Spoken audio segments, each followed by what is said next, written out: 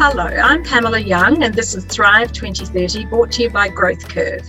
I'm very excited today to have with me the Chief Executive of Jurong Port in Singapore, Mr. Boon Hoe. How are you, Boon Hoe?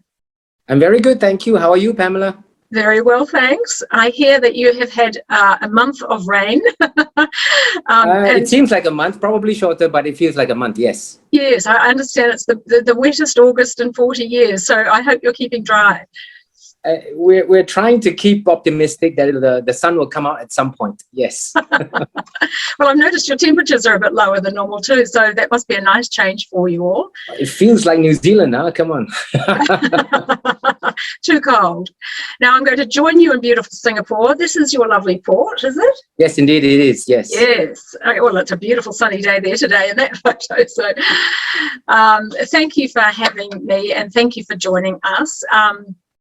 I would like to take this opportunity to get from the horse's mouth, as they say, what's happening in the global world of maritime shipping and supply chain, because I have asked others questions about what's happening in their supply chains and whether, you know, goods are getting in and out of countries, and I've got mixed messages. So I'm thrilled to have someone who's in the industry to talk with, who could just give us a bit of a perspective from your own viewpoint. So before we get underway, if I could just sort of summarise, Thrive 2030, you know, we're sort of 3 months in now, and I've spoken to quite a number of people, and we've talked a little bit about what's happened in the last 18 months. We had a pandemic come on. First there was, you know, panic, sending people from home, learning to work from home, and then along came the pivots, followed by mass digitalisation of everything, everywhere, and everyone, putting major pressure on the technology companies.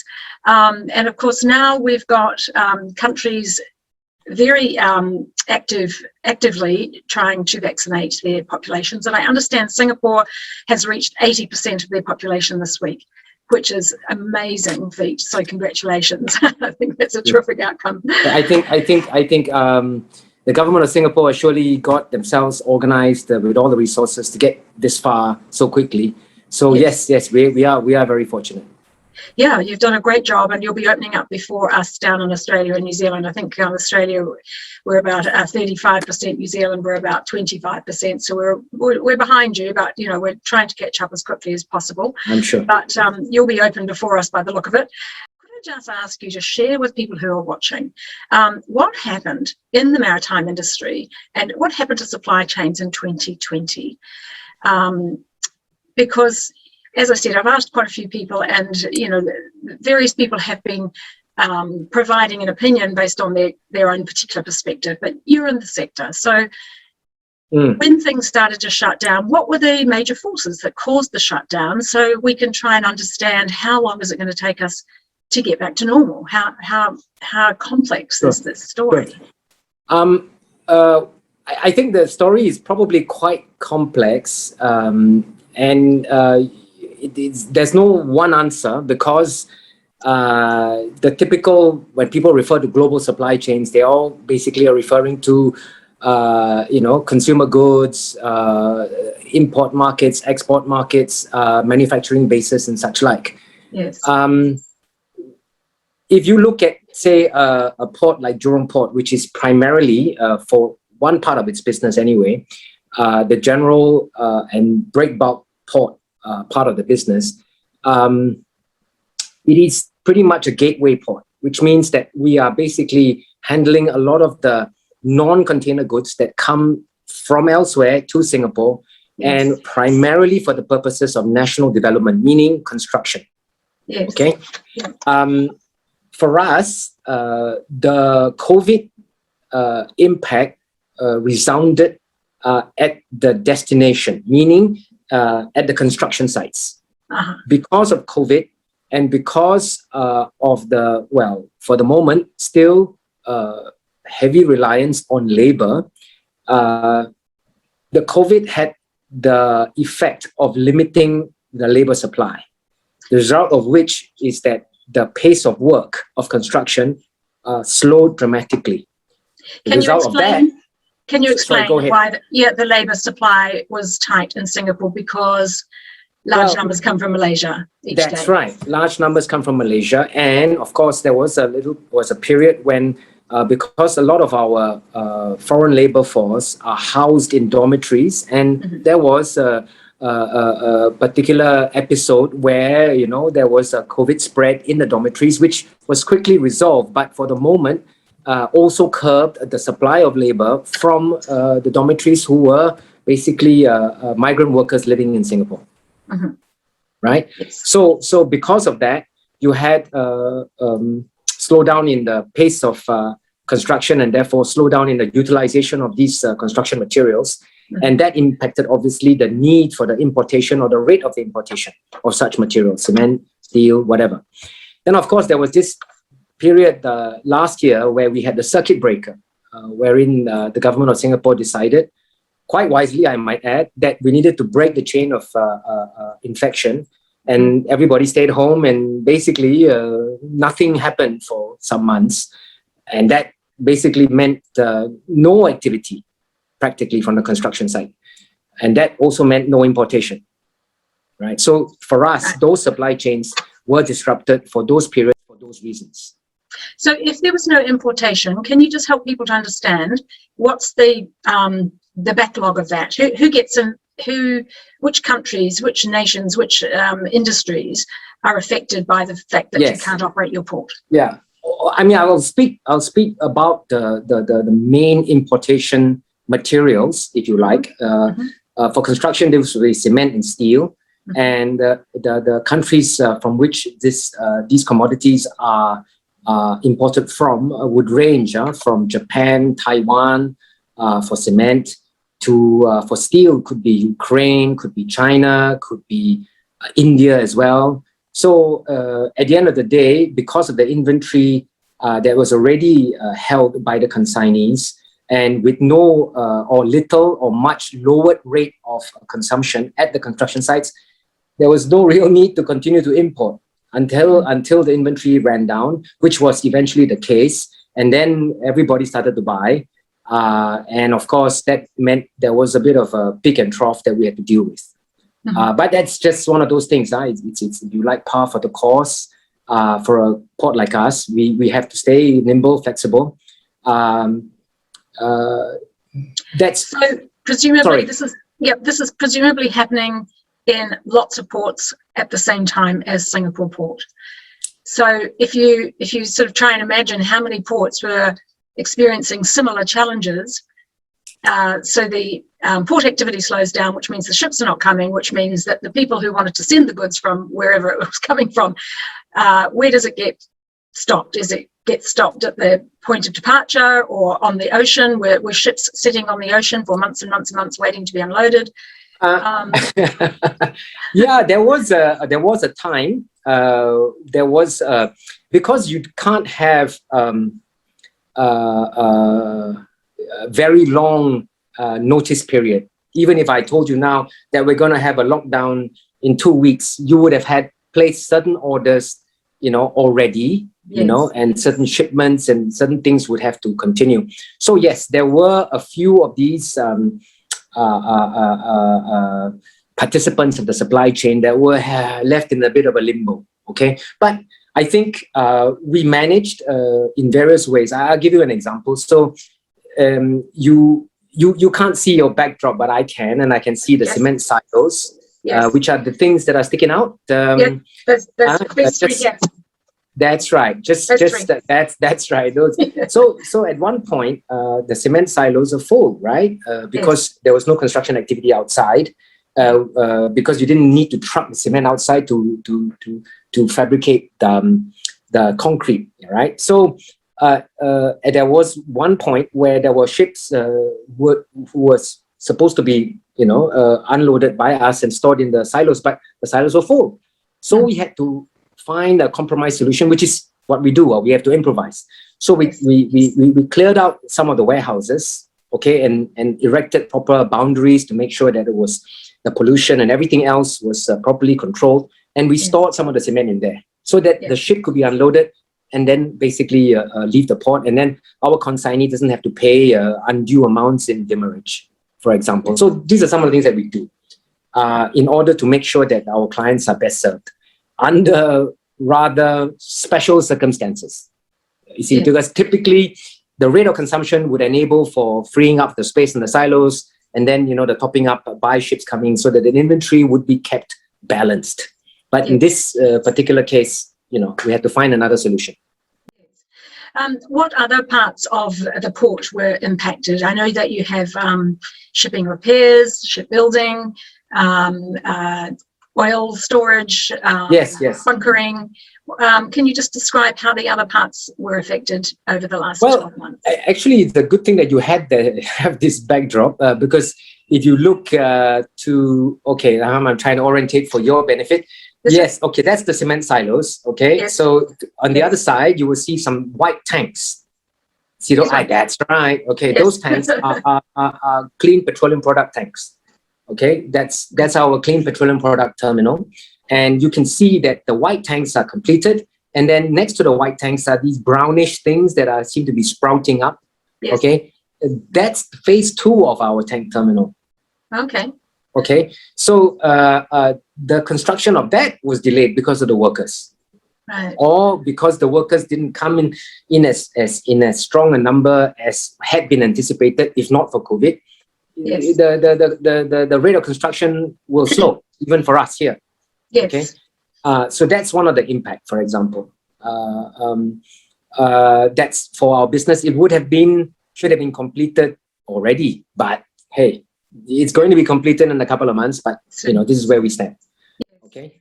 Boon Hoe, you operate at the border. Can you tell us what the impact was for you? How did you pivot with regard to looking after and protecting the people who were operating at the border? Because you can't send everyone home. I mean, you've got some office workers who can operate at home, but the rest of your staff need to be down on the port.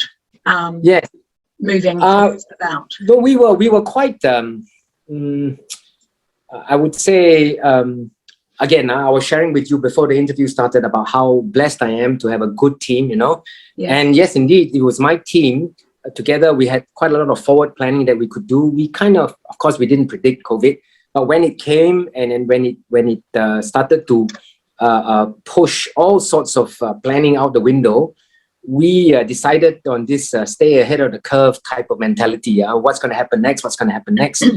And we actually came to a conclusion that the closure of the border in Malaysia was a real possibility, even before, you know. So because a lot of our on-the-ground workforce would be those that, you know, are basically, you know, commuting between Malaysia and Singapore every day, we actually started talking to a lot of them and said, look, you know, this is going to be a reality, we think. Can you be prepared at a moment's notice, because they will give, I think they gave 48 hours notice that the border will be shut because of COVID.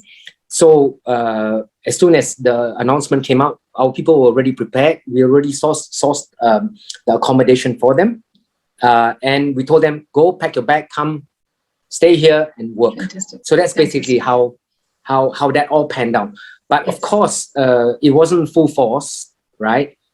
It wouldn't be, because some of them would not want to be away from their families for who knows how long, right? And therefore, but we managed to cobble together enough to make sure that our port stayed relevant, stayed open, and fast enough in any event to give the solutioning, as I was explaining earlier, to have those solutions, for example, for the cement consignees who had ships stranded out and then no space in their silos. So we had people and solutions enough for them to empty their load and be stored in a warehouse. So those were the things that we were able to do with the people. We were able to give proper notice or quick enough notice for them to come and live in Singapore and work in Singapore. Yes. So the ones who were working unloading ships that had come from other countries presumably were wearing PPE. Yes. And what other actions did you have to take to make sure that there wasn't any COVID coming in on a ship somewhere else? This one is, I got to hand it to our Maritime and Port Authority. They've obviously been way ahead of the curve in making sure that we have all the tests, making sure that We have all the necessary precautionary measures in place to prevent the transmission, you know, from people on board to people off board, if you like. So we have strict protocols. Even when the ships come alongside, our people board it. You know, we have strict protocols about the separation between personnel who work on the ships and our personnel. We have strict protocol about the people who have to board the ships and work on the cargo. I'm sure you know this already.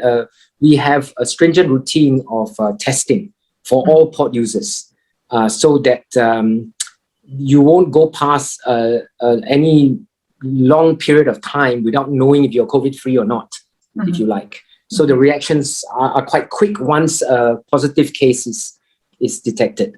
And that's how we keep things at bay, at abeyance insofar as the COVID's impact on us is concerned. So productivity has resumed to a normal level, and we're confident now with other measures such as, you know, that one of the main sources for spread would be common used facilities such as toilets. Yes. So we put up mobile toilets everywhere, and that's right. And we designate you this one, the other lot of people that one, so you don't cross mix. Yes. Even accommodation is not cross mixed. Now, I understand the maritime industry is variable in terms of its advancements from a digital point of view. Some ports are extremely advanced and have automated machinery and automated container unloaders and so forth, and others are still using wet signatures. Can you just give me a feeling for what your digital technology advancements have been over the last 18 months to help deal with some of the challenges of COVID? And then secondly, can we just talk a little bit about the industry as a global sector, in a global way, and how that industry needs to advance in order to avoid this happening again, should we, in, you know, dare say it 3 or 5 years down the track, have another pandemic hit us. So starting with your own experience and your own developments, explain to us what you've been doing. I will say that in the area of digitalization, you will see, again from your backdrop, that Jurong Port is really a multi-purpose port operator, which means we have all manner of cargo, from dry to wet to containers to break bulk to all sorts of things, right? So you can imagine that although the similarity or the commonality amongst all of these different commodities is the ship and the wharf, everything else is different, okay? Everything else literally is so different. The kinds of terminals that have been most advanced in digitalization are understandably containers. Why? Because they are pretty homogeneous and they can scale, and therefore you have all sorts of ability to apply technologies, both automotive technologies as well as digital technologies, right? It's not so easy for heterogeneous cargo, such as steel. 15 to 20 different types of steel. Steel plates, steel bars, you know, wire rod coils, you name it, bars. Different types of cargo that present themselves in different ways all the time, depending on the ship that it comes in.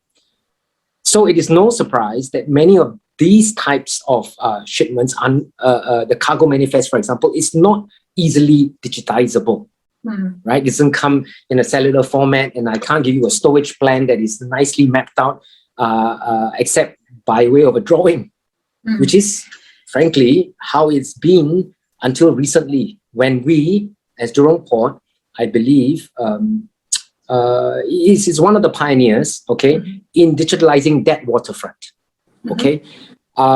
If I can just somehow describe it to you. So us as a multi-purpose port operator, one of the challenges, obviously, is a demographic one, okay? Now, in as much as container ports can be automated, you can reduce the number of people involved, because you can put the machines and you can digitize, and you can, one operator can maybe control 3 or 4 machines. So you don't need 3 or 4 operators, for example. Whereas for us, the challenge to reduce the labor dependency is still very high. We still have to find ways to unload this cargo, which doesn't come in a nice, neat box, safely, quickly, right? In order to do that, first and foremost, you need to digitize the way the cargo comes in. You have to know how it's coming in what quantity, in what form, and how it's stored. Then you need to digitize the brain of this guy who used to sit there on his own, look at it, look at the way the cargo is stored and presented when it comes alongside, okay, and say, I need how many people, how many shifts, how many forklifts, how many cranes, in what order which type of cargo be unloaded. Can you not get that information in advance? Can the crowd that is sending it to you not provide you with that information that you would need to make that call before it arrives? You get that, but it's not in digital form. That's what I'm saying. Can you not get it in digital form? So you don't have to wait for them to pass over a folder with a couple of bits of paper in it to assess they could take a photograph of that plan and give it to you in an electronic format, but it's not digital in the sense that you can't take it down and apply technology, in this case machine learning. What would it take to force the industry to ratchet everything up a notch, to make it quicker, streamline it, to reduce cost, increase the speed of movement of goods around the world? Because at the moment we've got a backlog which I understand could take 2 years to clear. So that backlog, I think, is more to do with the supply chain bottlenecks in the container business, in the container world. This one is more a challenge unique to multi-purpose ports. Let me explain, but I will answer that question. No, I understand, because you've got so many different things going on, whereas container ports have just got containers, thousands of boxes to be lifted and put onto the back of a truck and moved on. Or, as you say, your other port, PSA port in Singapore, is a transitioning hub, isn't it, where ships will come from North America or Europe, stop at Singapore, get offloaded, then get put on another ship to go down under or to the Pacific. That's right. Yes, so I understand the variability, but I'm just wondering about, from a supply chain point of view and from a maritime and shipping point of view, are there conversations going on in the Maritime Association, where people belong, about how to improve technology to streamline the process so that it can operate and not get so choked up when we have another pandemic? I know I shouldn't say that, if we have another pandemic. I understand. Yes. I understand. I think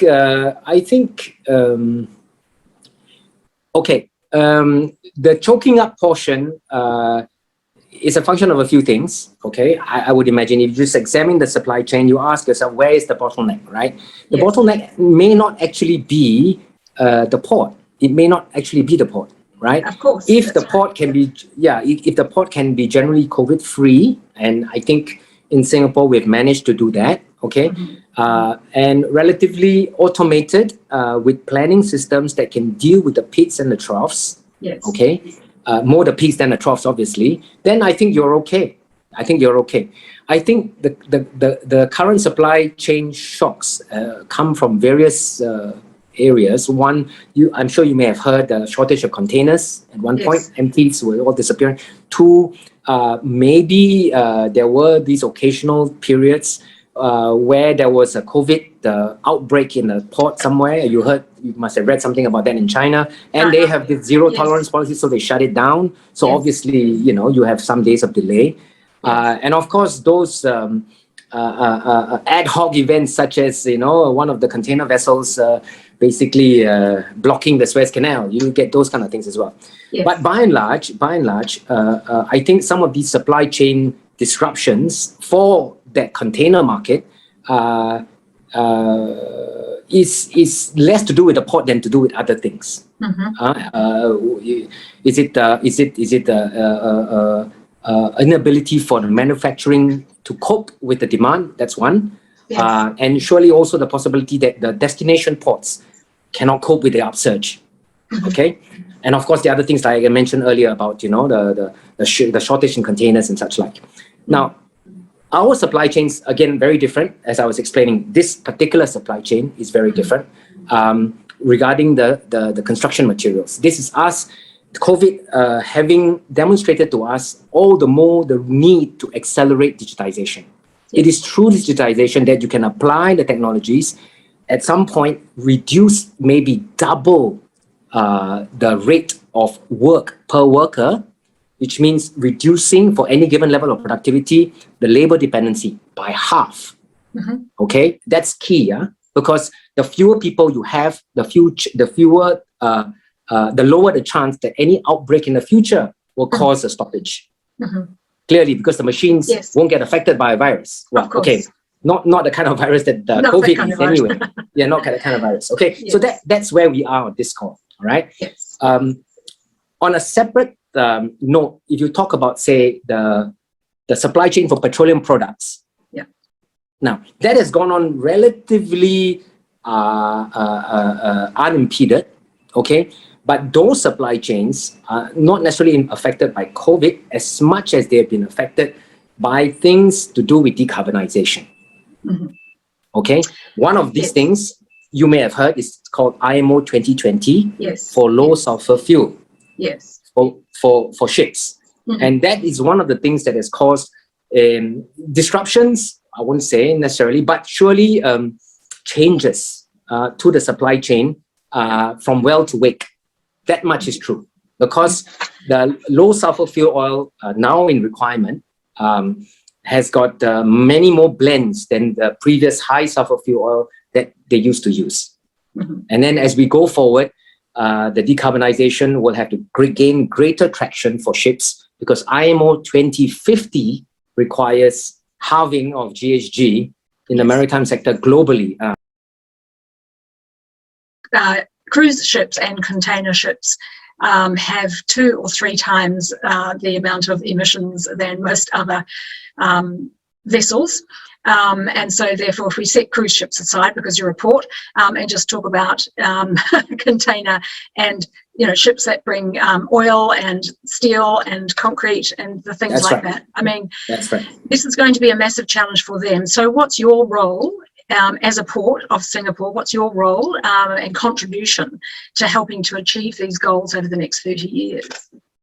I think that, first off, I think the various governments, as well as international organizations, such as IMO, they're all doing the right thing in trying to get to lower levels of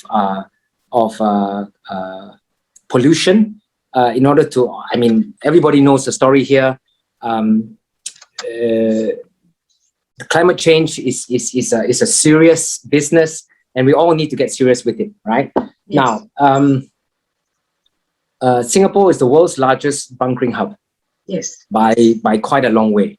And we obviously, I believe, one of the main reasons why Singapore has become what it is today, a hub in so many ways, a medical, financial, tourism, whatever. It started as a shipping hub, right? I mean, way back when this guy called Sir Stamford Raffles from the East India Company, he landed and said, hey, this place looks like it's a good place to set up a port, right? And he's right. And we've been a port, and a hub port, of significance, global significance ever since. That's right. And one of the reasons why it has stayed a hub of global significance, one of the reasons, there are many others, PSA being the other reason, but one of the other reasons is that we are the world's largest bunkering hub. We supply more oil here than anywhere else in the world, 2 ships, okay? And for us to maintain that hub status, we need to move with the new fuels, just like we have moved to low sulfur fuel because of IMO 2020. At some point, we have to watch developments, participate in them, have, in my mind, a role in developing the future fuel, not necessarily in taking a bet that it will be ammonia, or it will be methanol, or it will be natural gas with carbon capture. That's not. It's a big challenge, isn't it, for you? Because you've got less than 30 years, which is not very long, given that the next 3 years are going to be taken up with recovering from a pandemic. And we have to firstly convince the world to let go of their love affair with fossil fuels, and introduce more carbon tax to put up the price of these, fuels and trucks and ships and things that use it to try and point, a light on electric Yes. and other, natural fuels and resources. Basically, low carbon fuels. Low carbon fuels. Yeah. So Yeah. it might sound like we've got a long time, but we don't really have that. And because most of your income comes from, the ships that currently come to your bunker and fuel up on fossil fuels, it's a massive change of emphasis for you, and you've got to obviously keep the revenues and shift to new fuels. What's your plan? What are the strategies that you're going to adopt? That's exactly what the exciting challenges are for the future for us. Exciting. I love that word. No, it is exciting. I will tell you why, because we spoke once about how, it sounds very cliched, but the future is so uncertain, and one of the uncertainties will be what will be the future fuel. Never mind about maritime, about anywhere else for that matter. Power generation. What is it? Is it going to be hydrogen? Is it going to be carbon capturing? Is it going to be nuclear? Anything and everything that is potentially carbon neutral or low carbon at the very least. Okay. So this is where I think the opportunity is there for us, like I was saying earlier, to shape the future, not invent it. Somebody once said to me, the best way to predict the future is to invent it. That's true, but I cannot pretend that I'm going to be able to invent the future. What I can do, along with the rest of the community in Singapore, is to try and shape it, because we have a responsibility for a cleaner tomorrow to do so. Okay, quite apart from the fact that this is an economic necessity for Singapore and my business anyway, right? We run the largest bunkering terminal in Singapore, which is the largest bunkering hub in the world. So we naturally have a need to also pivot our business. So our eyes front, we're watching all these developments. There are, at this moment in time, a few contenders for the future bunker or fuel of the world. Methanol, which is something I believe Maersk has expressed the preference for. Then there's ammonia. Then there's the possibility, who knows, that ships could go nuclear as well. So all of these things are there, but it's always going to be a cart and horse situation, right? Or somebody else would say a chicken and egg situation. If you don't have the infrastructure, you're not going to get the technologies developed to apply to the infrastructure, and then you have a complete solution. So it is very clear that we need to work with the industry, string the supply chains for the various candidates for future fuels, so that you can demonstrate to the future ship owners and manufacturers that this is the fuel that can really gain traction. And as it gains traction, you will have greater scale, greater adoption, and lower cost of adoption, which then brings your supply chain that you have been participating in proofing the concept of into reality. So by not inventing it, you're shaping it, if you like. Yes. Singapore does, it has a history and people have come to expect Singapore to be really progressive. Look at the pace of change. Visually, when you come to Singapore, it can be just 6 or 12 months between your visit, and all of a sudden, some island has popped up, a whole new theme park, a couple of new hotels. Things develop at a rapid pace, and your country operates very slickly. Things are well connected, and so we've come to expect Singapore to be world leaders in many things.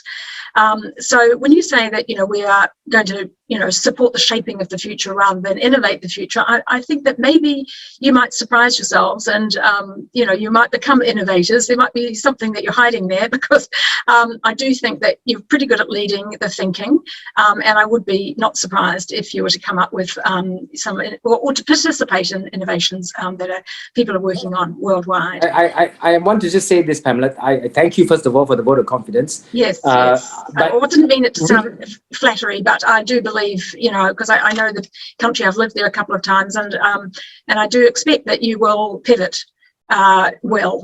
I'm looking forward to that. Thank you. But having said that, I said all that, the whole spiel of developing having a hand in the development of the future rather than necessarily inventing it, is more of a Jurong Port stance, if you like. Because we have the infrastructure, we obviously have the interest to line up all the players, right? And then be open-minded to whatever option there could be, but be quick to also appreciate and understand that if one option proves unviable, we have to find another, and then give it as much oomph as we can, such that the chicken and egg situation will be solved, if you like. I understand. Now, we touched on climate change a moment ago. I've started to form the opinion over the last 3 to 6 months, just talking to people and watching and reading and listening, that this pandemic, because it is our first experience in 100 years of having a global catastrophe, which has really required all of us to step up, unlike the GFC and the Y2K, which were financial disasters that affected, financially, we all had an impact, but it was very much an economic and finance-driven challenge. This is really hitting society, families, people, communities, everyone, and in every country. So what we've got now is an experience of having to deal with a global challenge, which was unexpected, which was low risk on all the board reports. And I'm hoping that this experience will help us take another look at the climate change and the time frame for addressing climate change, because boards saw a pandemic on the risk radar, and because it said low risk, high impact, sure, but low risk, so they kind of dismissed it a little bit. I'm hoping now they'll see climate change on that board report and think, hang on a second, what if something happens? And we weren't expecting it, so we didn't have a fast enough response. We can't solve it by developing a vaccine, because once the climate has changed, it can take hundreds of thousands of years to pivot back. So I'm wondering what your thoughts are about, the impact on the climate change agenda and the pace and speed of it. Okay, this is where I'm a little less, maybe a little less optimistic about the reactions to be fast enough for climate change vis-a-vis the reactions to COVID. And I'll explain why. COVID, and you can already see, notwithstanding COVID, if the economic,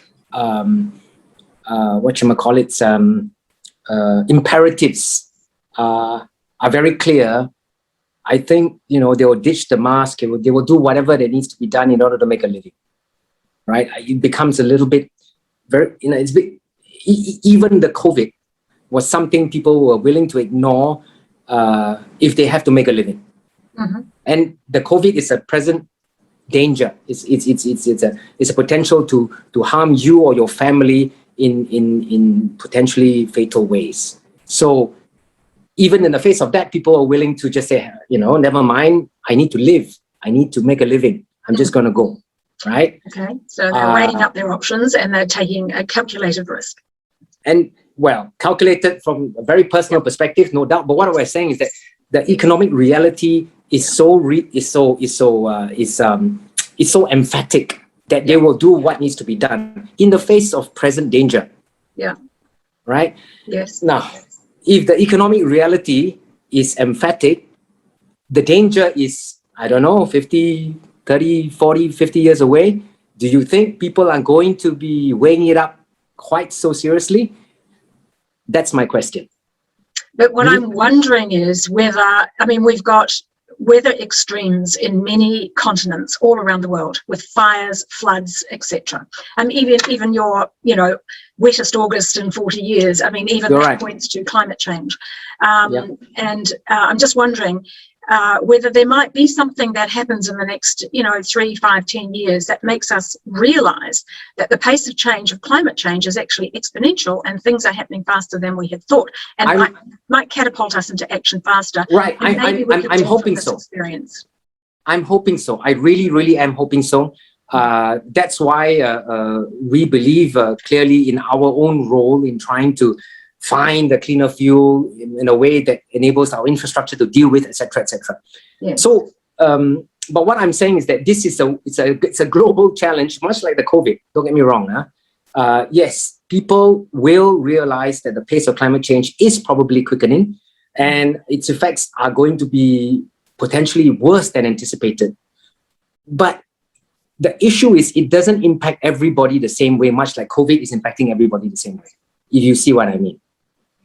So if yes, I I'm understand. saying, Yeah, I do understand. COVID has hit us all very quickly. Within a week, we were all working from home and the world shut down. However, what it is just demonstrating is the need to how to work cooperatively together, because we haven't in many ways. Countries have been squabbling and fighting over vaccines and other things. But we have learned, if we underestimate something that's on our risk radar that says low likelihood but high impact. I understand. Well, that's exactly the same as climate change, low likelihood but high impact when and if it does occur. Maybe we might have, maybe it might take the next generation, to sort of come through. And I'm not suggesting a 20-year generational move. I'm just saying, in the next couple of years for the younger people who are very focused on ESG and green everything, what they might start pushing the agenda. But I'm just wondering whether the experience of having to work globally might help us move faster on the whole climate change piece. I agree with you, Pamela. Actually, what you've pointed out to me in putting in parallel the COVID as well as climate change and its impact on our behavior tells me all the more that we need to do more to educate, notwithstanding the lack of current impact of climate change relative to COVID, notwithstanding. Its impact could be far more serious and adverse and permanent than COVID, right? So, but people need to understand and appreciate that at all levels, in all countries, for that climate action to be undertaken in a coordinated and successful fashion. A lot of the Western countries, a lot of the developed world have taken on China, everyone, climate change, decarb targets, and we all hold them dear, but they are quite far away still, right? In the meantime, nobody really knows if the climate change is going to be happening faster or not, until it happens, of course, right? So this need to go out and tell people, please take this message seriously. You may not feel it all of a sudden, like a COVID infection may feel to you, but you have to believe that if we don't do something now and do it quickly, the impact could be far, far worse. But people need to believe that and weigh that against the economic imperatives, which I was raising. That makes the message that much more difficult to be accepted, believed, and acted upon. If you see what I mean. If I'm still feeling healthy now, I don't, the sun is still coming up, and it's relatively okay. I need my job, and I need to drive my cab, and it happens to be something running on diesel. So I've just got to do it. Yeah. You see what I mean? Yeah. So that's where I think that the issue becomes a lot more complicated. But you're right. Yeah. All the more we need to go out with a firm message that this needs to be done. Absolutely. Yeah, thank you. Can we just sort of finish up with a commentary about how you're going to plan forward in this environment of continued uncertainty? As a chief executive of a business in, the thriving central hub of Singapore, when you sit down with your management team, what is your conversation about the future, and how are you going to plan ahead when you're still not sure about what's going to happen? What's your technique to get through this next couple of years? Yeah, I think we're at Jurong Port, I guess like everyone else, we're confronted with a whole myriad, multi-dimensional issues, problems, and challenges, right? And so many uncertainties. So typically, as I would go about dissecting a challenge, is to say, okay, amidst all these known unknowns, what do we know for certain will likely prevail, notwithstanding? So you, for example, the climate agenda. If you look at Singapore, if you look at the shipping world, okay, we all know that there are decarb targets we're supposed to meet. This is just one question that we're trying to dissect, okay? So we ask ourselves, okay, this is Jurong Port, this is Jurong Port, thinking and talking.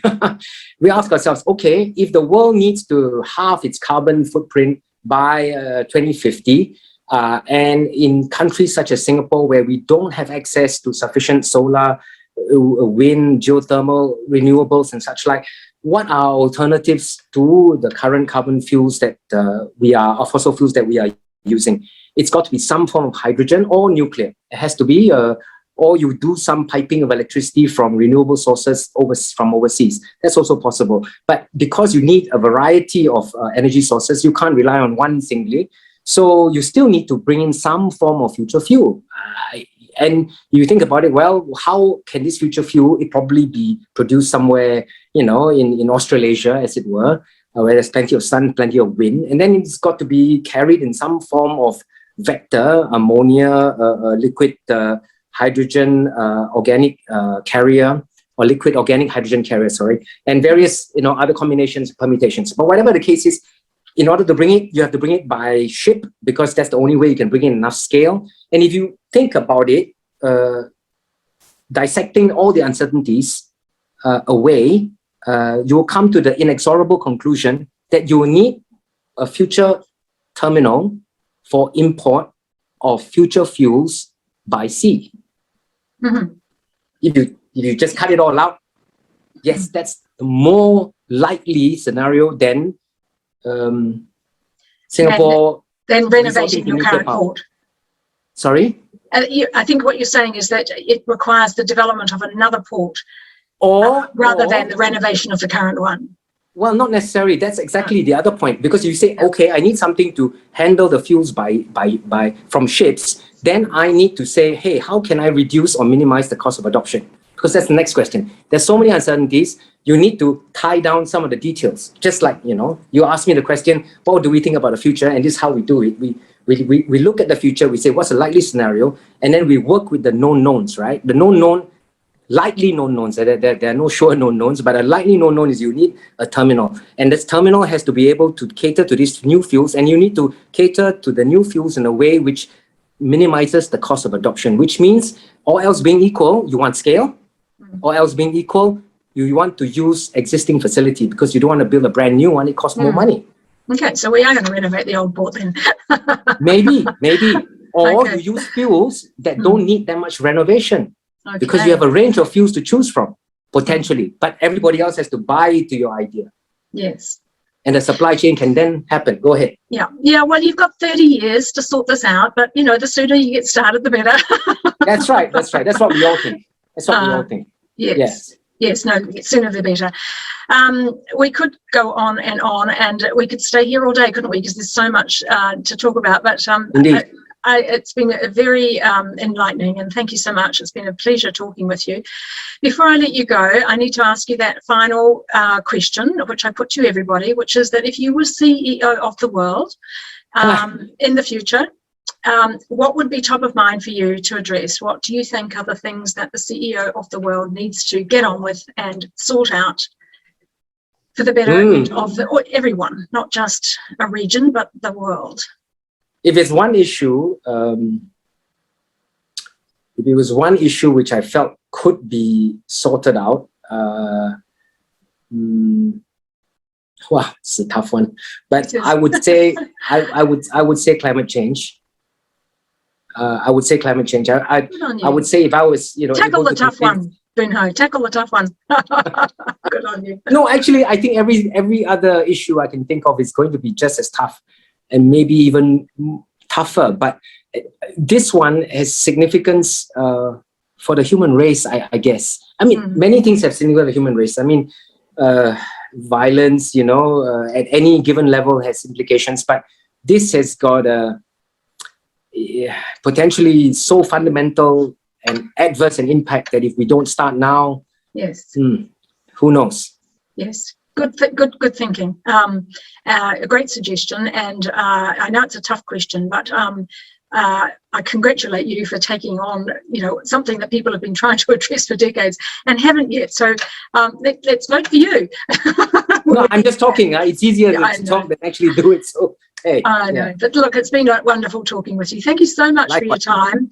I Likewise. wish you and your team who operate at the border there safe journey, and we'll look forward to seeing how the port develops, in time. Thank you so Sure. much, Chief Executive Thank you. of the Jurong Port, Boon Hoe. Bye for now. Thank you so much, Pamela. Thank you. You're welcome. Thanks.